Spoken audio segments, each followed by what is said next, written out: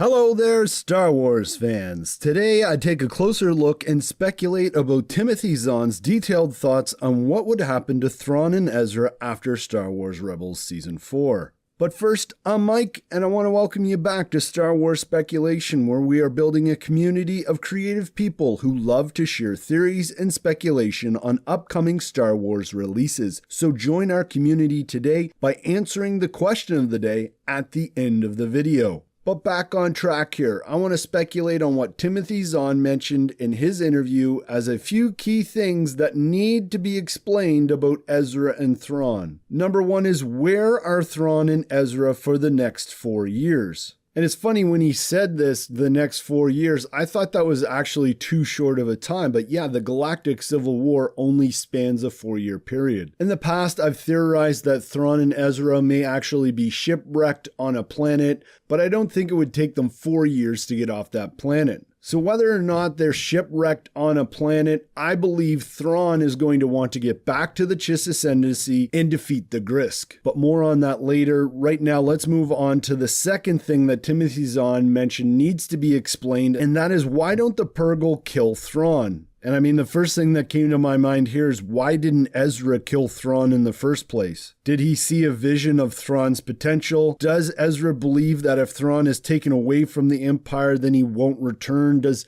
Ezra know something about Thrawn, that he actually has more of an allegiance to the Chiss Ascendancy than the Empire? Has he had some sort of Force vision? Or has Ezra learned to listen to the Cosmic Force, and that Cosmic Force is telling him that he needed to go to the unknown regions with Thrawn? All very interesting speculation, but something else that was mentioned in the interview is that you need to find a reason for Thrawn and Ezra to work together. Now, as I said earlier, they could be shipwrecked on a planet, they could be shipwrecked just floating around in space, and they might need to work together to, say, repair the ship or to get off that planet. But we also know from the Timothy Zahn novel, Thrawn Alliances, that Thrawn is very interested in taking his Star Destroyer, the Chimera, and going to the unknown regions to help fight the Grisk and defeat them. And doesn't this just seem like the perfect opportunity to do that? We just need Thrawn to be able to convince Ezra that the Grisk are a true threat. And remember, Ezra's name actually means helper. So is he going to help Thrawn? But let's move on to a fourth thing I wanted to touch on, and that is Timothy Zahn also mentioned that the two could be split apart. In this case, we could actually get a Timothy Zahn novel where Thrawn is on the Chimera and he goes back to the Chiss Ascendancy